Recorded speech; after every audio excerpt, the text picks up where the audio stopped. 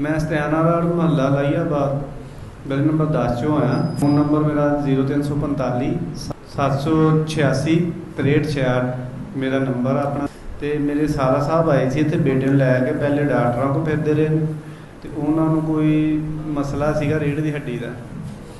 तो डॉक्टर को फिरते फुरते रहे उन्होंने कोई मसला सी तो फिर वो नहीं सी हो सकिया मसला हल। तो वो इत्थे लैके आए बाबा जी के कोल। आ उन्होंने एक्सरा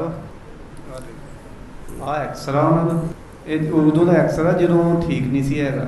बाद चो फिर बाबा जी को आए बाबा जी को आके दम दुम करवाया उन्होंने। फिर उस तो बाद सेहतयाब हो गया तो हम काम पर जाते हैं।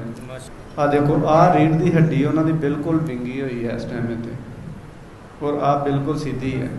हुण इस टाइम काम पर जा रहा वा गेटा का काम कर रहा वा जी। इस तरह बाजू सीगा उन्होंने बिल्कुल जी नहीं बिल्कुल बेकार सी काम नहीं सी कर सकता। अच्छा हुण काम कर हुण रहे इंशाल्लाह काम पर जा रहा गेट डाई वाले जिहड़े गेट आ बना रहे उत्थे मकबूल रोड उत्थे काम पर जाते।